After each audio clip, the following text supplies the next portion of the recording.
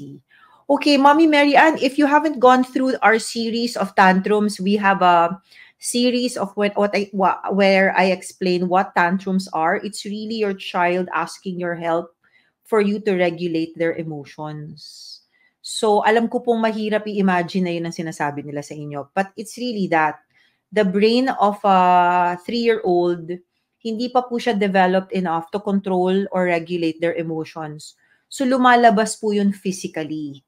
So, sometimes they hurt themselves, they hurt you, because that is the only way they can release that emotion. Yun lang po talaga, hindi po sila nagmi-misbehave. They don't even like what they're doing most of the time. However, a 3-year-old po kasi cannot regulate their emotions, kaya lumalabas siya physically. So, nakakasakit po siya minsan. Or, hindi minsan, siguro half of the time. Kasi nga, hindi pa niya ma-articulate kung ano yung nararamdaman niya.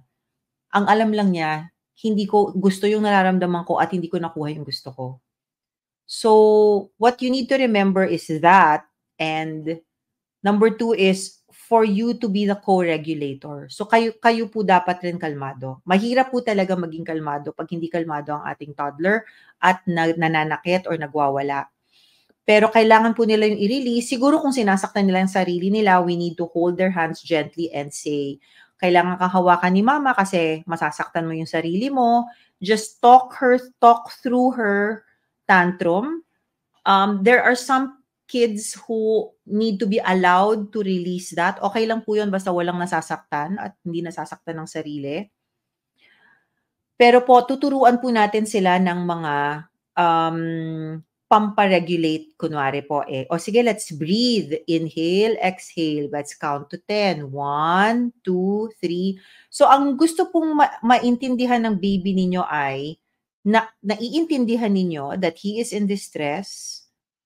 Tinutulungan nyo siyang kumalma at tinuturuan nyo siya kung paano kumalma kasi hindi nga siya marunong kumalma.